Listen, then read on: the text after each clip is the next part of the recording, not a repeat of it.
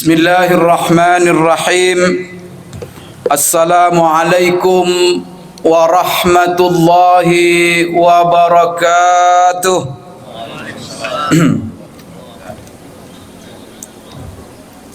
Allahu akbar. Allahu akbar. Allahu akbar. Allahu akbar. Allahu akbar. Allahu akbar. Allahu akbar.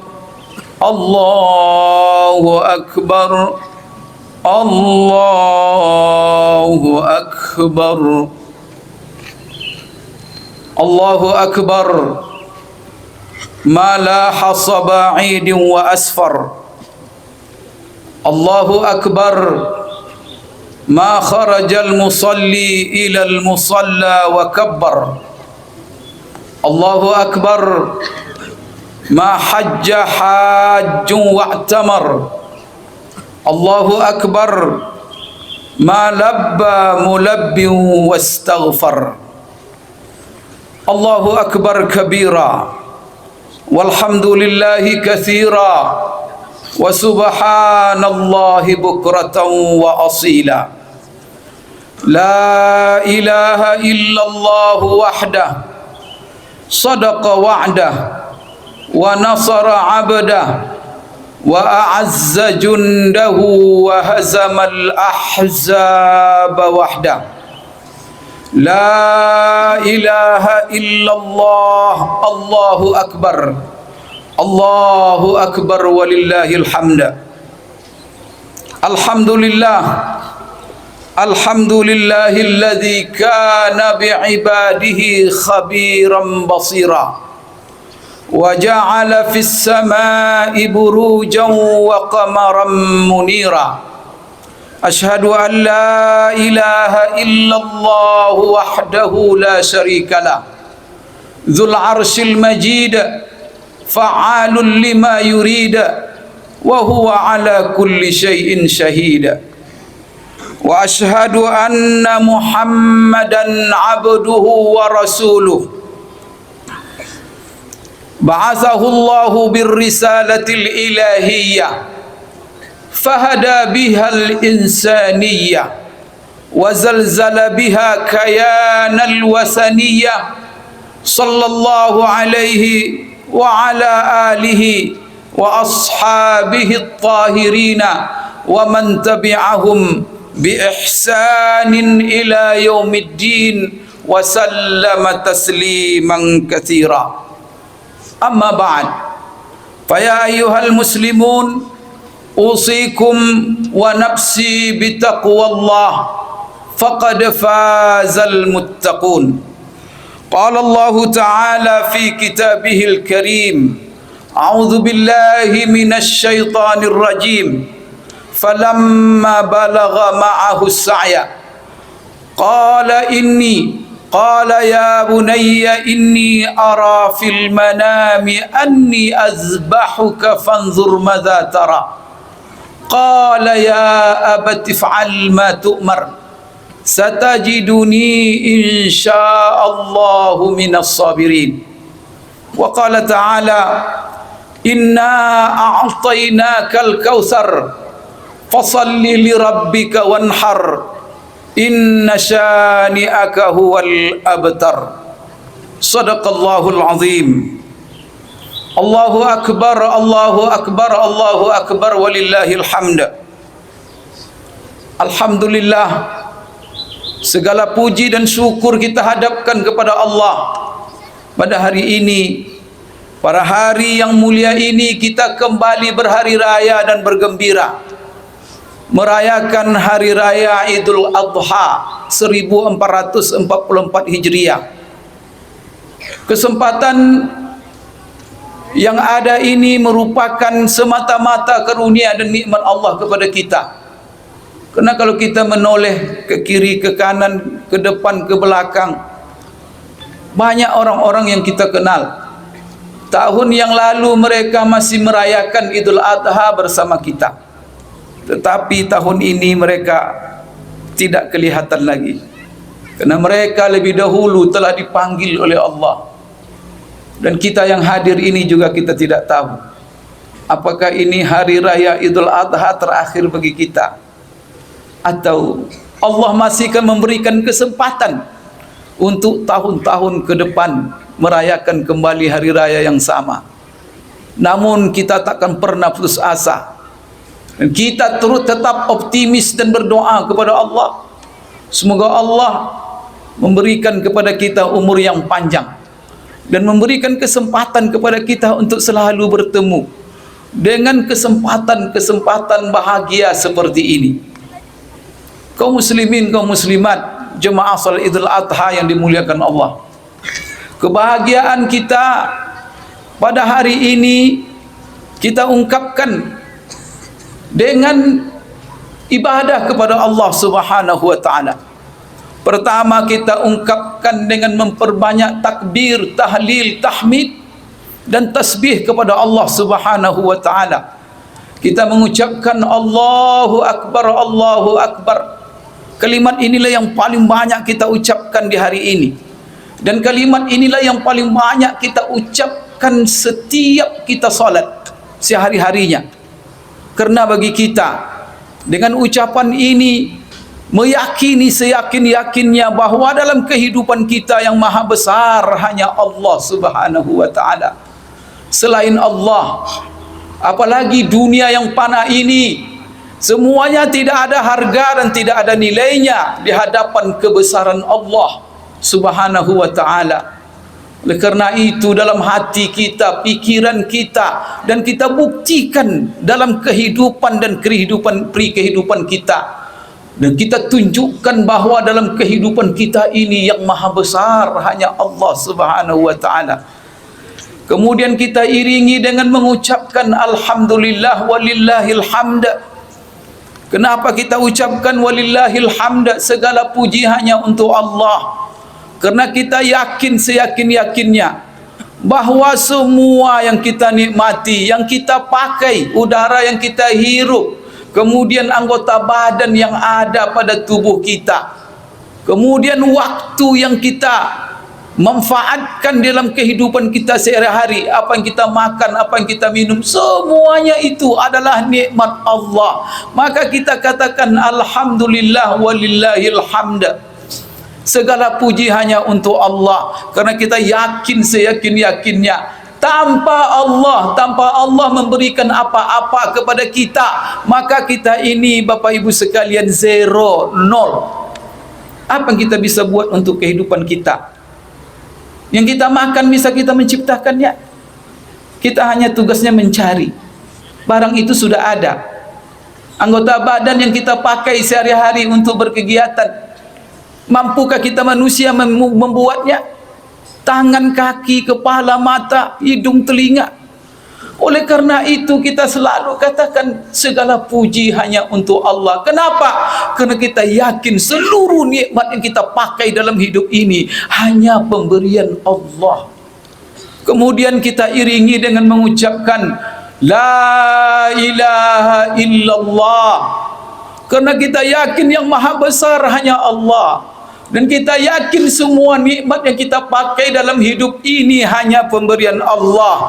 Maka konsekuensinya kita tidak akan memperhambakan diri kita kecuali kepadanya.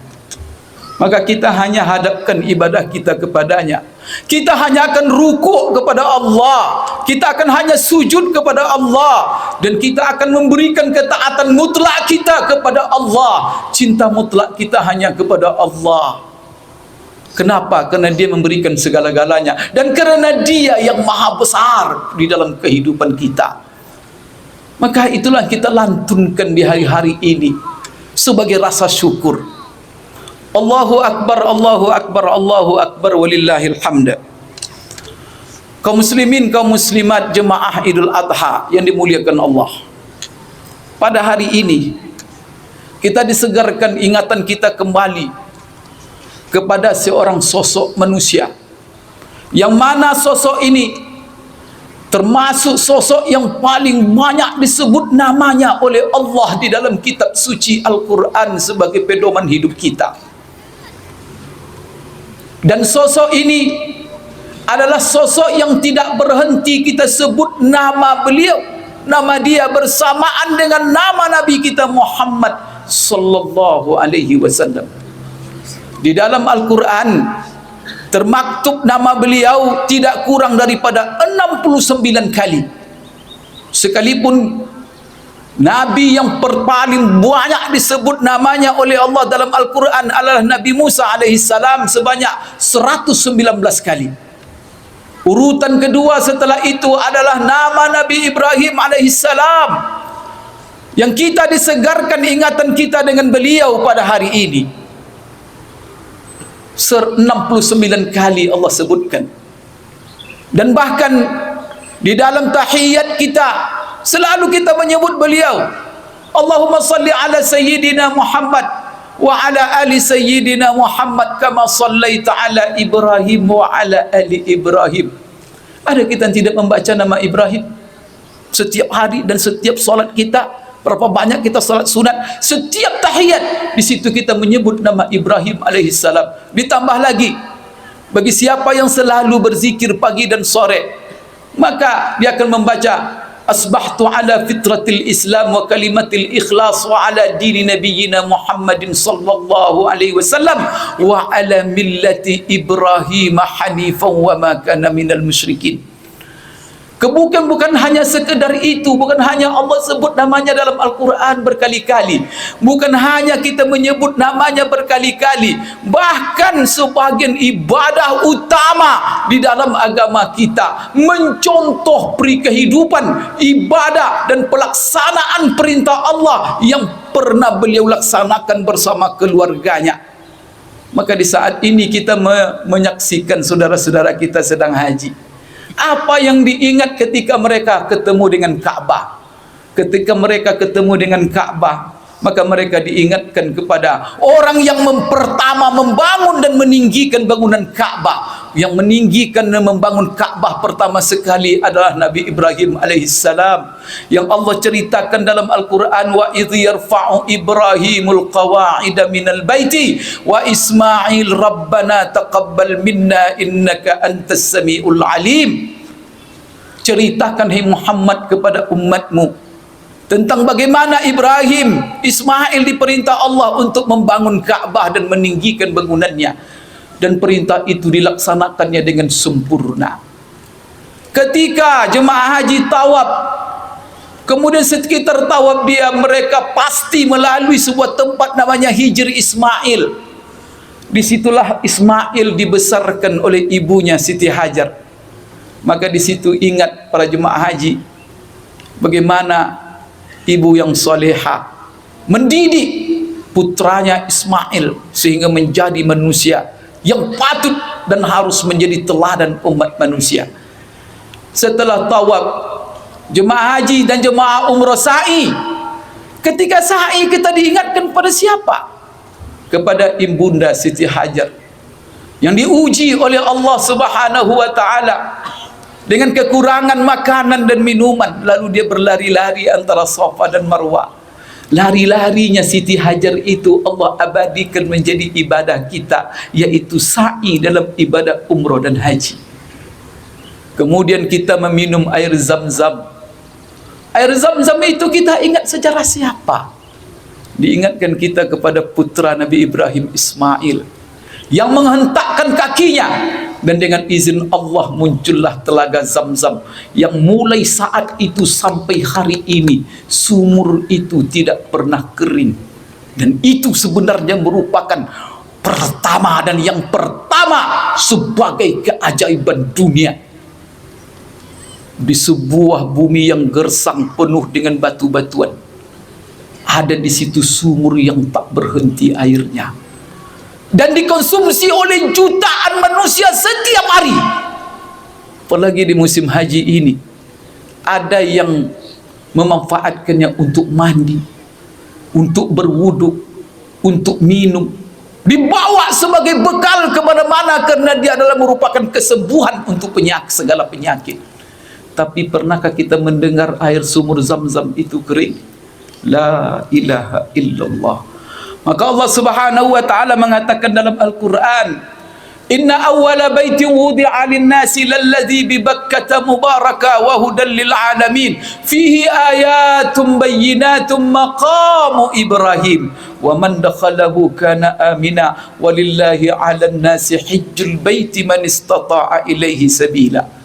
Apa artinya? Sesungguhnya rumah pertama yang diperuntukkan untuk manusia, untuk tempat ibadah kepada Allah, yaitu yang ada di lembah Mekah. Di sekitarnya terdapat ayat-ayat tanda-tanda kebenaran dan kebesaran Allah.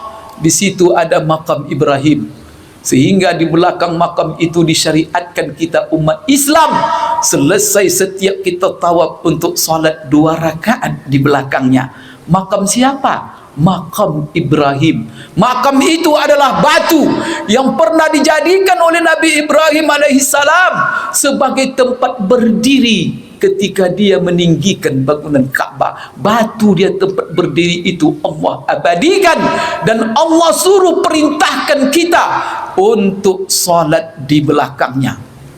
Maka Allah berfirman dalam Al-Quran, "Wa iz ja'alnal baita masabatan lin-nasi wa amna wattakhidhu min maqami Ibrahim musalla wa ahidna ila Ibrahim wa Ismaila an tahira baitiya lit-ta'ifina wal-'akifina war-ruk'is sujud." Kemudian jemaah haji pergi melontar jumrah. Ketika mereka melontar jumrah, mereka ingat bagaimana Nabi Ibrahim alaihissalam digoda oleh iblis dan syaitan supaya dia mengurungkan niatnya untuk melaksanakan perintah Allah, menyembelih putranya Ismail. Lalu Ibrahim mengambil batu dan melempar iblis itu. Tempat-tempat Ibrahim melempar iblis itu sekarang dan sampai hari kiamat Allah jadikan syariat untuk umat Nabi Muhammad sallallahu alaihi wasallam. Tidakkah kita merenungkan betapa besarnya, betapa besar pentingnya arti kehidupan Ibrahim, keluarga, istri dan Ismail yang Allah abadikan sampai hari kiamat? Oleh karena itu beliau ini dan keluarganya adalah contoh pengorbanan apa saja, nyawa, kehidupan, dunia, anak, perasaan, semuanya akan siap dia korbankan demi melaksanakan perintah Allah dan demi menghindari larangan-larangan Allah. Demi perintah Allah, nyawa pun siap dia korbankan. Demi perintah Allah, siap berpisah dengan istri tercinta dan anak tersayang. Demi perintah Allah, siap menyembelih anaknya kalau itu memang perintah Allah. Dan ini dalam sepanjang sejarah manusia, inilah contoh pengorbanan yang sangat dahsyat demi perintah Allah. Oleh karena itu Nabi Ibrahim alaihissalam ini 2 kali di dalam Al-Quran Allah Subhanahu wa taala mewajibkan kepada Rasulullah sallallahu alaihi wasallam dan juga kepada kita sebagai umat Rasulullah sallallahu alaihi wasallam supaya Nabi Ibrahim ini mampu, harus sanggup kita jadikan sebagai contoh teladan dalam kehidupan kita.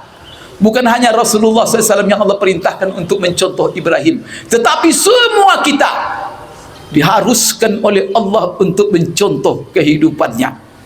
Maka sampai hari ini ibadah yang kita lakukan, ibadah korban yang akan kita sembelih, itu semata-mata mencontoh apa yang telah dilakukan oleh Ibrahim alaihissalam.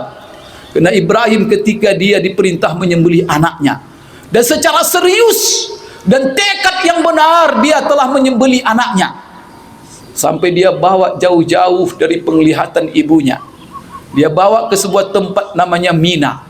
Kemudian ketika itu sudah ikat anaknya, kemudian sudah dia tutup matanya, kemudian dia sudah tajamkan pisaunya, sampai Ismail sendiri mengatakan, "Tutup mata aku, ya bapakku."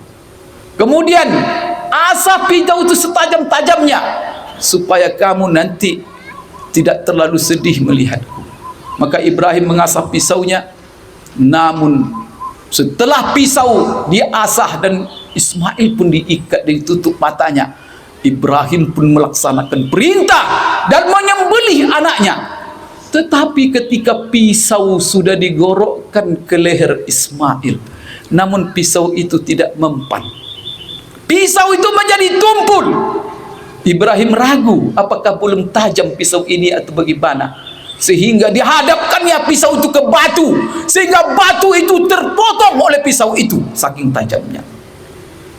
Diusahakan lagi menyembelih Ismail ke leher Ismail, namun pisau itu tumpul. Karena yang membuat pisau itu melukai bukan pisau itu sendiri, bukan ketajamannya, tetapi Allah.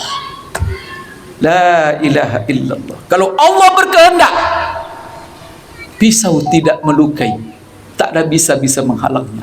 Maka setelah diusahakan oleh Ibrahim, kata Allah Subhanahu wa ta'ala, cukup Ibrahim, kamu sudah terbukti kebenaran imanmu, kamu sudah teruji Ibrahim, sudah cukup. Aku ganti untukmu dengan seekor kibas. Maka Allah hadirkan seekor kibas yang besar sebagai ganti pengorbanan anaknya. Maka semenjak itu Bapak Ibu sekalian, kalaulah sempat Ismail ketika itu tersembelih, dan disembelih memang, barangkali Bapak Ibu sekalian mungkin bahwa korban kita hari ini adalah anak-anak yang kita cintai. Tetapi Allah ganti dengan kibas, sehingga ibadah korban umat manusia sampai hari kiamat hanya hewan ternak. Hanya hewan ternak dan uang yang mereka miliki, yang kadang-kadang mereka lupa dengan Allah gara-gara mencintai dunia, mencintai usaha, mencintai duit. Kadang-kadang berpaling dari dunia, berpaling dari perintah Allah, dari melaksanakan perintah Allah dan mencegah larangan Allah. Maka Allah berikan pelajaran kita. Lihat Ibrahim, contoh Ibrahim, jangankan kibas, jangankan hartanya, karena sebelum itu Ibrahim sudah mengorbankan 100 ekor onta untuk menebus mimpinya, untuk menebus perintah Allah. Mimpi sekali dia disuruh menyembelih anak, besok disembelihnya sekian puluh ekor onta untuk menebusnya. 2 kali mimpi juga ditebusnya, sampai 100 ekor onta yang sudah disembelihnya. Tetapi mimpi itu tetap hadir. Apa yang terjadi? Maka betul-betul dia melaksanakan perintah tersebut. Akhirnya Bapak Ibu sekalian, Allah gantikan dengan kibas. Kaum muslimin, kaum muslimat, hafizakumullah wa ra'akum. Allahu akbar, Allahu akbar, Allahu akbar, walillahil hamd. Maka Ibrahim ini banyak sekali contoh pengorbanan yang telah diperlihatkannya. Sebelum itu, sebelum pengorbanan terhadap mengorbankan Ismail, Ibrahim siap mengorbankan nyawanya sendiri demi melaksanakan perintah Allah. Dan ini adalah kisah beliau dengan Namrud. Maka dia siap dikucilkan oleh orang tuanya sendiri ketika dia menasihati orang tuanya supaya tidak menyembah berhala. Maka berkali-kali dia menasihati orang tuanya sehingga dia dikucilkan dan diancam diusir dari rumah oleh orang tuanya untuk mempertahankan tauhidnya. Setelah itu berangkat ke Namrud, maka Allah perintahkan Ibrahim untuk menebas berhala-berhala, tempat persembahan Namrud sang raja sendiri dan elit-elit politiknya. Maka Ibrahim tahu konsekuensinya, memotong berhala-berhala yang disembah oleh Namrud. Kira-kira konsekuensinya apa? Dia tahu konsekuensinya nyawa, dia tahu konsekuensinya leher, tetapi itu perintah Allah, perintah Allah. Maka dia laksanakan perintah itu dengan sempurna, tanpa ragu-ragu sedikit pun. Maka dia ambilnya kampak dan dia kampak seluruh berhala-berhala yang ada di tempat persembahan itu. Dan cerdasnya Ibrahim, setelah ditebas ditinggalnya satu berhala yang besar, kemudian kampak itu digantung di leher berhala yang besar. Kemudian kaum muslimin, kaum muslimat, dikagetkan penduduk, elit-elit Ibrahim, berhala-berhala mereka sudah tumbang di kampak. Lalu mereka mencari siapa orangnya yang telah menumbangkan berhala-berhala ini. Intelijen Namrud melaporkan, saya melihat seorang sosok anak muda yang telah mengkampaknya, dan anak muda itu namanya Ibrahim. Itulah. Maka ketika itu Nabi Ibrahim dihadirkan ke dalam tempat ibadah itu, dan dia ditanya, kamukah yang telah menebas ini semua? Lalu Ibrahim dengan cerdasnya mengatakan, kan kampak itu kan tergantung di leher berhala yang besar. Kali itu kan Tuhan kalian. Kalian tanya tentang kampak ada di lehernya. Tanya dia, siapa yang mengkampak ini semua? Ketika itu pucat semuanya.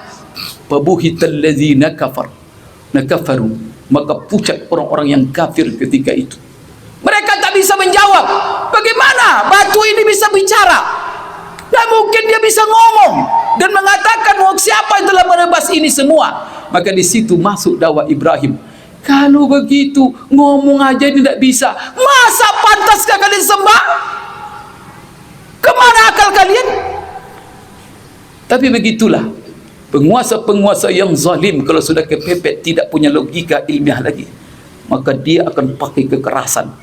Akhirnya Ibrahim ditangkap. Seharusnya dia dengar Ibrahim tadi.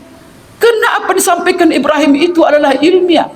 Masa kamu sembah batu yang tidak tahu apa-apa ini? Tak bisa memberi manfaat, tak bisa mudarat. Tapi Ibrahim ditangkap, dan sang raja Namrud memberikan pelajaran untuk yang lain. Maka diperintahkan seluruh rakyat untuk mengumpulkan kayu api.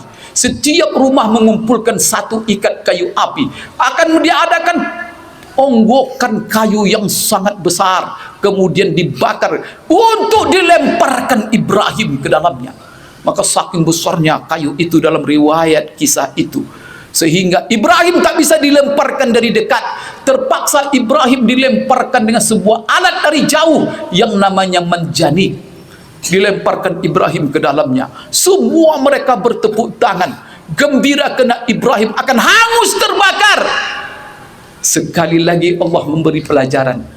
Api bukan membakar. Api membakar karena kehendak Allah. Kalau Allah menghendaki api itu dingin, bahkan menjadi pendingin bagi barang-barang yang lain, Allah mampu.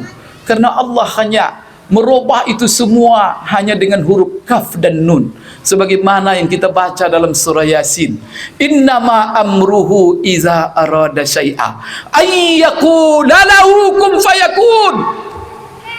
Hanya kun fayakun. Maka dilemparkanlah Ibrahim.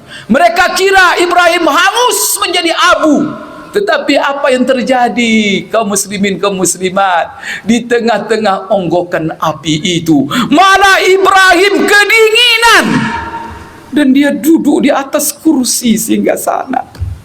La ilaha illallah. Karena Allah perintahkan kepada api, ya naru kuni bardan wa salaman ala Ibrahim. Hai api, jadilah kamu pendingin dan penyelamat untuk Ibrahim. Api tunduk kepada Ibrahim, kepada perintah Allah. Sebagaimana pisau tunduk kepada perintah Allah. Pisau, jangan kau lukai sedikit pun Ibrahim itu. Maka nahas manusia. Api aja tunduk kepada perintah Allah. Pisau aja tunduk kepada perintah Allah. Tapi ada manusia yang dikasih akal, dikasih nikmat, malah menantang dan melawan Allah. La ilaha illallah. Maka bagaimana kita sebagai manusia yang Allah beri nikmat, yang Allah istimewakan dari makhluk lainnya?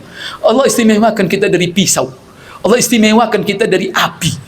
Kita ini adalah walaqad karramna bani Adam. Kami telah muliakan makhluk yang paling mulia adalah manusia. Sehingga saking mulianya manusia, malaikat pun Allah suruh sujud kepada kita.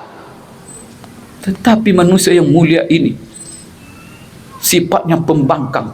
Maka ketika Allah mengasih tahu bahwa yang akan menjadi penghuni bumi ini adalah manusia, malaikat protes. Wa iz qala rabbuka lil malaikati inni ja'ilun fil ardi khalifah qalu ataj'alu fiha man yufsidu fiha wa yasfiku ad-dima wa nahnu nusabbihu bihamdika wa nuqaddisu lak qala inni a'lamu ma la ta'lamun.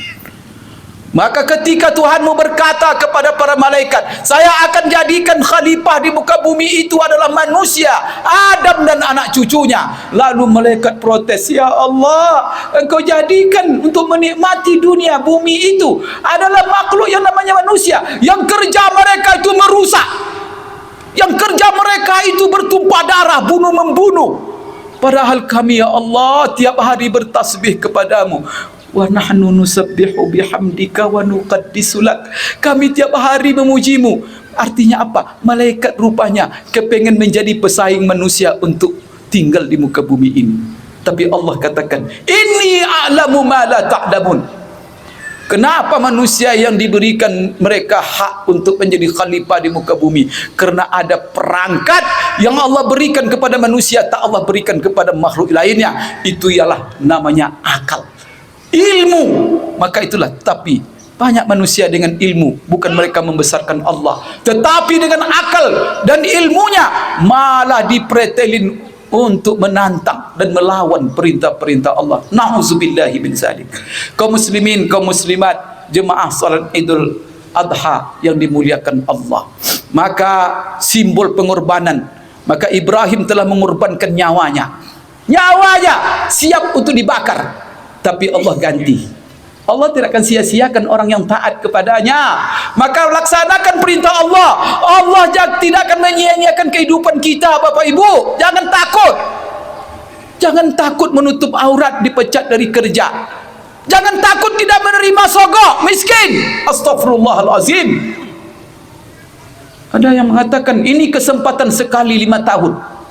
500.000, 200.000. Dia jual harga dirinya, dijual harga, dijualnya agamanya, dijualnya nasib masa depan bangsa ini, gara-gara 50.000, 100.000, 200.000. Astaghfirullahalazim. Menerima sogok, menyogok, kerja paling laknat, kata Rasulullah. La'anallahu ar-rashi wal murtashi. Allah melaknat yang menyogok dan minta sogok, menerima sogok. Ar-rashi wal murtashi finnar.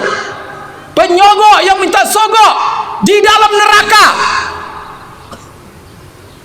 Walaupun hanya jilbab, tapi itu sogok, haram memakainya. Maka sebagian ulama namanya Imam Ahmad bin Hanbal, kalau kita pakai pakaian di dalam solat kita hasil korupsi, hasil sogok menyogok, maka tidak sah solatnya. Itu fatwa Imam Ahmad bin Hanbal. Kalau ada peci yang kita pakai, peci hasil sogok, dibawa solat, kata Imam Ahmad tak sah solatnya. Gara-gara sogok menyogok ini bangsa hancur. Maka duduklah orang-orang yang menguasai, memimpin negeri ini, orang-orang yang mengerjakan pekerjaan terlaknat. Kalau sudah semuanya rashi wal murtasi, maka Allah akan jauhkan. Walaupun bumi ini kaya, di dalamnya, di atas, dalam bumi kekayaan, di atas bumi kekayaan, tapi kalau kita kerjakan larangan Allah, Allah punya cara menyengsarakan hidup kita. Allah tak akan memberkahi. Maka siap-siap saja. Jangan kita mengeluh, tapi keluhkan apa yang telah kita lakukan. Sudahkah kita melaksanakan perintah Allah? Dan untuk melaksanakan perintah Allah butuh pengorbanan. Kita korbankan keinginan kita, kemauan kita. Sebelum Idul Adha kemarin kita disuruh puasa sebulan, disuruh lapar, disuruh haus. Apa artinya itu? Ya Allah, demi untuk melaksanakan perintah-Mu dan menjauhi larangan-Mu. Itulah arti puasa kemarin. Siap lapar, siap haus demi perintah-Mu dan demi untuk menjauhi larangan-Mu. Ini hanya gara-gara 10.000, 100.000. Bapak Ibu jual nasib bangsa ini, pertaruhkan nasib negara ini. Semuanya berasal dari ini semua. Kalau sudah maksiat merajalela, itulah sebabnya saya mengamati, termenung saya setelah ayat puasa. Ya ayyuhalladzina amanu kutiba alaikumusiyam. Coba lihat, selesai Allah menjelaskan tentang puasa, langsung ayat melarang sogok menyogok. wala takulu amwalakum bainakum bil batil wa tudlu biha ila al hukam litakulu fariqam min amwalin nasi bil ismi wa antum ta'lamun. Kalian tahu itu haram tapi kalian ambil juga. Rasain, Allah akan mencabut keberkahan hidup kita. Oleh karena itu, kita ini adalah tahun politik, tahun memilih pemimpin dan wakil-wakil rakyat kita. Hindari daripada yang haram, jangan ambil sogok. Maka barang siapa yang menyogok, maka harus itu diperhatikan, berarti ini orang tak benar, jangan dipilih.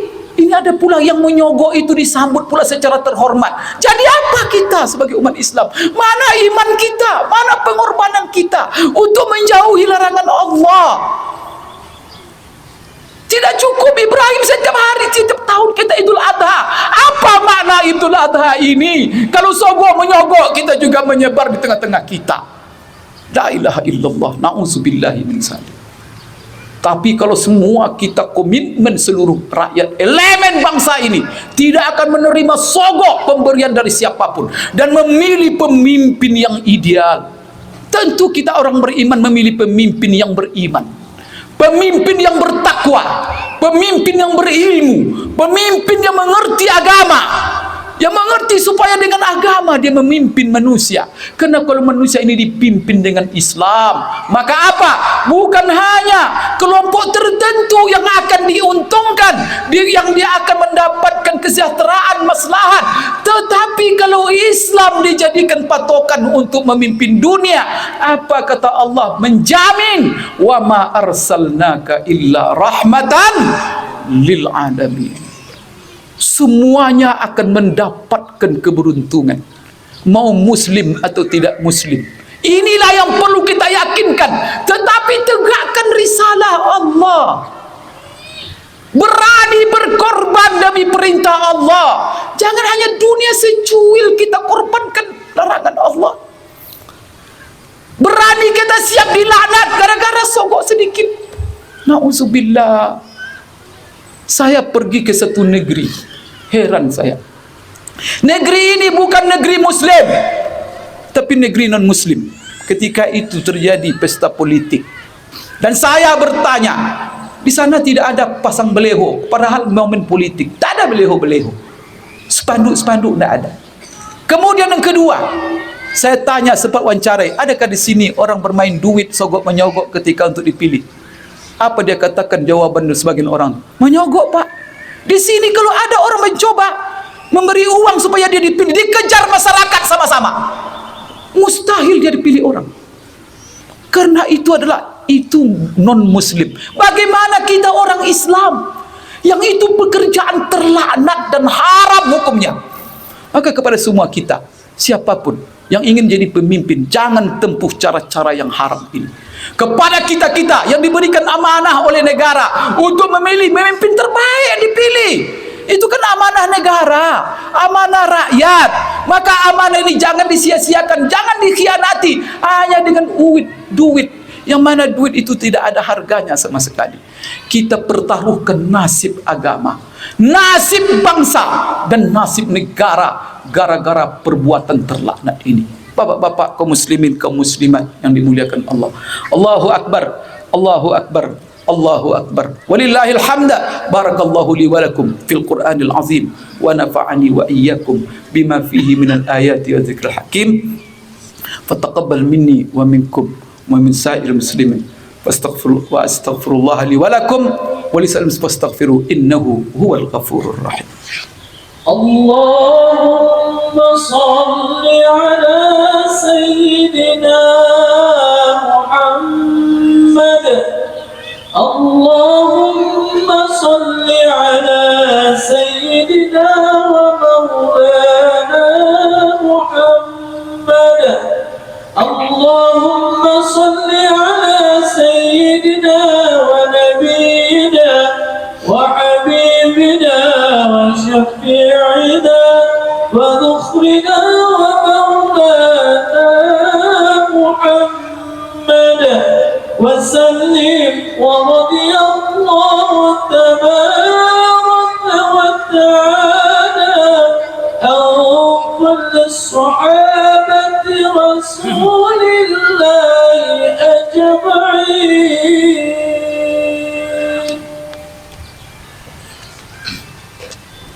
الله أكبر الله أكبر الله أكبر الله أكبر الله أكبر الله أكبر الله أكبر الله أكبر كبيرا والحمد لله كثيرا وسبحان الله بكرة وأصيلا لا إله إلا الله وحده لا شريك له له الملك وله الحمد وهو على كل شيء قدير الله أكبر كبيرا والحمد لله كثيرا وسبحان الله بكرة وأصيلا لا إله إلا الله وحده صدق وعده ونصر عبده وعز جنده وهزم الأحزاب وحده الحمد لله الحمد لله الذي هدانا لهذا وما كنا لنهتدي لولا أن هدانا الله أشهد أن لا إله إلا الله وحده لا شريك له وأشهد أن محمدا عبده ورسوله لا نبي بعده صلى الله عليه وعلى آله وأصحابه ومن تبعهم بإحسان إلى يوم القيامة أما بعد فيا أيها المسلمون أوصيكم ونفسي بتقوى الله فقد فاز المتقون قال الله تعالى في كتابه الكريم أعوذ بالله من الشيطان الرجيم إنا أعطيناك الكوثر فصل لربك وانحر إن شانئك هو الأبتر. Kaum muslimin, kaum muslimat jemaah salat Idul Adha yang dimuliakan Allah, setelah khutbah ini mari kita beramai-ramai untuk menyembelih ibadah korban kita. Ingat Bapak Ibu sekalian, apapun ibadah yang kita laksanakan, maka kepengen kita semua adalah supaya ibadah kita itu diterima oleh Allah Subhanahu wa taala. Untuk diterimanya ibadah kita, apapun nama ibadah, termasuklah ibadah korban kita, itu syarat diterimanya ada dua. Pertama sekali, keikhlasan niat. Niatkan ikhlas kerana Allah ketika kita menyembelih ibadah korban kita, ketika kita mengeluarkan sebagian uang kita untuk berkorban. Dan ingat, berkorban ini bagi orang yang sanggup dilebihi pakapangan rezeki. Allah memerintahkan wanhar, berkorbanlah kamu. Rasulullah SAW mengatakan dan mengancam, bagi siapa yang banyak duit, banyak rezeki yang Allah berikan, lalu dia tidak berkorban, man kana lahu sa'atun falam yudahhi fala yaqrabanna musallana. Barang siapa yang diberi kelapangan rezeki lalu dia tidak berkorban, maka usah hadir ikut solat Idul Adha bersama kami. Dalam satu penjelasan ulama, kalau dia solat pun dia ikut solat, maka tak ada guna solatnya kalau uangnya banyak lalu dia tidak berkorban. Dan ingatlah bahawa di hari yang paling mulia ini bagi kita bersama, ibadah yang paling mulia bukan solatnya saja, tetapi ibadah yang paling mulia adalah ibadah korban. Rasulullah SAW mengatakan, ma'amila ibnu Adam min amalin ahabbu ilallahi fi yaumin nahri min iraqati damin. Tidak ada amal yang paling dicintai oleh Allah kita lakukan di hari Idul Adha ini seperti menyembelih ibadah korban. Oleh kerana itu, di sini juga saya beritahu kepada kita semua, ibadah korban tidak terikat dengan panitia. Kalau panitia sudah menutup pendaftaran korban, bukan berarti korban sudah selesai. Tidak, tetapi korban ini waktunya adalah mulai sekarang sampai nanti menjelang terbenam matahari pada hari ke-13 Zulhijjah, yaitu hari ketiga daripada hari tasyrik. Maka siapa yang tidak sempat mendaftar ke panitia, maka silakan berkorban sendiri. Kalau sekarang ini gampang, mudah berkorban, pergi saja ke pasar hewan, nanti cari hewan yang pantas memenuhi syarat, lalu setelah itu panggil tukang jagal, nanti suruh dia menyembelih, mengulitin, kemudian menyencang sampai mengiris-iris dagingnya, sampai memasukkan ke dalam plastik. Setelah itu masukkan ke dalam mobil, lalu bawa pulang bagi-bagi ke tetangga. Itu sudah ibadah korban yang sempurna. Tapi hati-hati, jangan sampai ibadah korban itu, bagian korban dijadikan upah kepada panitia, kerana dia atau pekerja, kerana dia sebagai pekerja, kerana isu itu bisa terancam korban kita tidak sah. Maka menjual kulit saja, apa kata Rasulullah, memba'a jilda udhiyatihi fala udhiyatalah. Barang siapa yang menjual kulit hewan korbannya, maka tidak sah korbannya. Begitu juga Rasulullah memesankan kepada Ali ketika dia menyembelih ibadah haiwan korban, hai Ali, bagi semua bagian hewan korban ini, jangan kau kasih sedikit pun bagian hewan korban ini kepada para pekerja-pekerja ini. Pekerja-pekerja ini upahnya dari saya. Silakan panitia dan pekerja dikasih upah, tapi upahnya jangan dari daging, tetapi dari uang operasional yang sudah dibayarkan. Syarat yang kedua supaya ibadah korban kita diterima Allah Subhanahu wa taala, bahwa kita laksanakan ibadah korban itu sesuai dengan contoh yang telah dicontohkan oleh Rasulullah sallallahu alaihi wasallam. Rasulullah dalam hal salat dia mengatakan, "Sallu kama raaitumuni usalli." Salatlah kamu seperti kamu melihat aku salat. Dalam ibadah korban dan haji, Rasulullah mengatakan, "Khuzu anni manasikakum." Contohlah oleh kamu dariku cara-cara manasik haji kamu. Dan hadis itu juga maknanya, contohlah oleh kamu dariku cara-cara dan kriteria-kriteria ibadah korbanmu. Maka mari kita pastikan kepada panitia yang mengemban amanat yang diwakilkan oleh peserta kepadanya untuk penyembelihan ini, tolong diusahakan seoptimal mungkin sesuai dengan apa yang telah dicontohkan Rasulullah. Jangan sekali-kali melanggar, karena itu amanah. Amanah ini kalau kita lakukan, pahalanya di sisi Allah sangatlah besar. Itu dapat saya sampaikan dalam khutbah ini. Qala Allah Ta'ala fi kitabihil karim, a'udzubillahi minasyaitonir rajim, innallaha wa malaikatahu yusalluna 'alan nabi ya ayyuhalladzina amanu sallu 'alaihi wa sallimu taslima. Allahumma salli 'ala Muhammad wa 'ala ali Muhammad kama sallaita 'ala Ibrahim wa 'ala ali Ibrahim wa barik 'ala Muhammad wa 'ala ali Muhammad kama barakta 'ala Ibrahim wa 'ala ali Ibrahim fil 'alamin innaka Hamidum Majid. Allahumma ighfir lil muslimina wal muslimat wal mu'minina wal mu'minat al ahya'i minhum wal amwat innaka sami'un qaribun mujibud da'awat. Amin amin ya qadiyal hajat. Allahumma a'izzal islam wal muslimin. Allahumma a'izzal islam wal muslimin. Allahumma a'izzal islam wal muslimin. Allahumma ansur man nasara al islam wal muslimin. Allahumma khzul man khazala al islam wal muslimin. Allahumma walli umurana khiyarana. Allahumma walli umurana khiyarana. Allahumma walli umurana khiyarana wa la tuwalli alaina shirarana. Allahumma la tu'azzibna bi dhunubina man la yakhafuka wa la yarhamna ya arhamar rahimin. Allahumma la tusallit alaina bi dhunubina wa ma'asina man la yakhafuka wa la yarhamna. Allahumma ja'al hadzal balad Indonesia aminatan mutmainnatan rakha'an sakha'an wa sa'ira biladil muslimin. Rabbana atina fid dunya hasanah wa fil akhirati hasanah wa qina adzaban nar. Ibadallah, innallaha ya'muru bil adli wal ihsan wa ita'i dzil qurba wa yanha 'anil fahsya'i wal munkari wal baghi ya'izukum la'allakum tadhakkarun wa la dzikrullahi akbar wallahu ya'lamu ma tasna'un wa aqimus shalah.